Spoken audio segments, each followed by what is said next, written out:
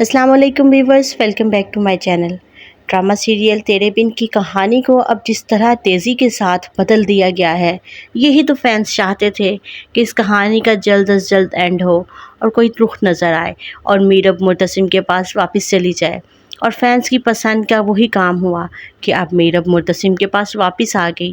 جی ہاں، ادھر حیا کے ساتھ مرتسم کی شادی ہو رہی ہوتی ہے، ابھی نکاح ہونا باقی ہے، لیکن میرب پہنچ جاتی ہے اپنی بچی کے ساتھ۔ آج آپ کو ڈیٹیل سے بتایا جائے گا کہ میرب کس طرح مرتسم کے پاس پہنچی اور وہاں جا کر کیا کچھ ہوا۔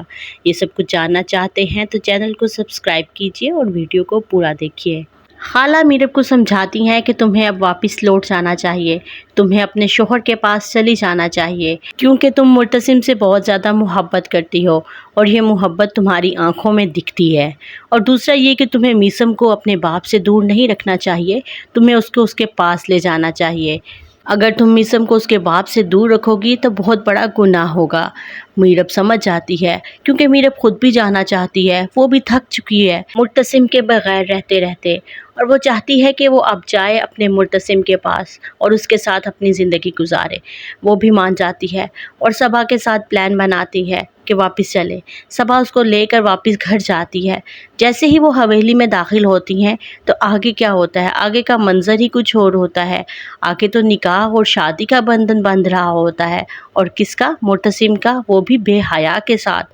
وہ دونوں یہ دیکھ کر حیران رہ جاتی ہیں۔ جیسے ہی میرب گھر میں پہنچتی ہے تو نکاح ہو رہا ہوتا ہے، اور مولوی صاحب حیا سے پوچھ رہے ہوتے ہیں کہ کیا آپ کو یہ نکاح قبول ہے؟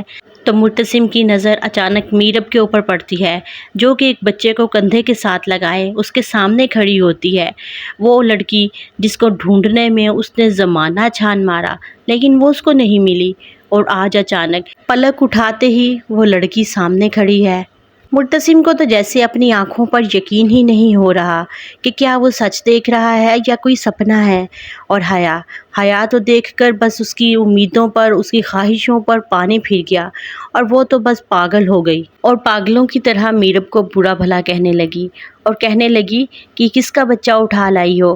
جب آج اس کے باپ نے اسے تسلیم نہیں کیا تو تم اسے ادھر لے آئی ہو۔ میرب کہتی ہے کہ یہ مرتسم کا بچہ ہے، کسی اور کا نہیں۔ اس پر حیا کہتی ہے کہ ہاں، جب اس بچے کے باپ نے اس کو تسلیم نہیں کیا تو تم یہ اپنا گناہ مرتسم کے سر ڈال رہی ہو۔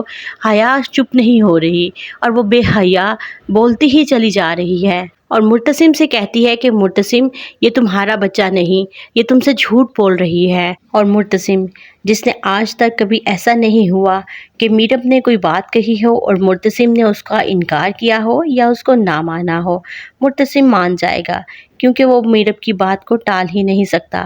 اور دوسرا وہ یہ بھی تو جانتا ہے نا کہ جس رات میرب گھر چھوڑ کر گئی تھی، ان دونوں کے درمیان تعلق قائم ہوا تھا۔ میرب حیا کی اتنی سخت اور تلخ باتیں سن کر واپس آنے لگتی ہے کہ شاید میں غلط وقت پر آ گئی، لیکن اب مرتسم میرب کو نہیں جانے دے گا۔ وہ اپنی بچی کو دیکھ کر پاگل ہو جاتا ہے، اور اسے پاگلوں کی طرح دیکھتا ہے، اور اسے پکڑ کر اتنا پیار کرتا ہے، جذباتی ہو جاتا ہے، اور بس روتا ہی چلا جاتا ہے۔ وہ میرب اور اپنی بچی کو ایکسیپٹ کر لے گا، اور حیا بالکل پاگل ہو جائے گی اور پاگلوں کی سی حرکتیں کرنے لگے گی، کیونکہ حیا سے یہ دیکھ کر برداشت نہیں ہو رہا کہ مرتسم اور میرب پھر سے اکٹھے ہو گئے، اور اس کی وہ آخری امید وہ بھی ختم ہو گئی، اور وہ وہاں سے کوئی گلدان اٹھا کر میرب کے سر پر مارنے کی کوشش کرے گی، اور مرتسم آگے آ جائے گا اور زخمی ہو جائے گا، اور بہت ممکن ہے کہ مرتسم بچ جائے، اور پھر وہ دونوں ہنسی خوشی اپنی زندگی اپنی بچی کے ساتھ گزاریں گے۔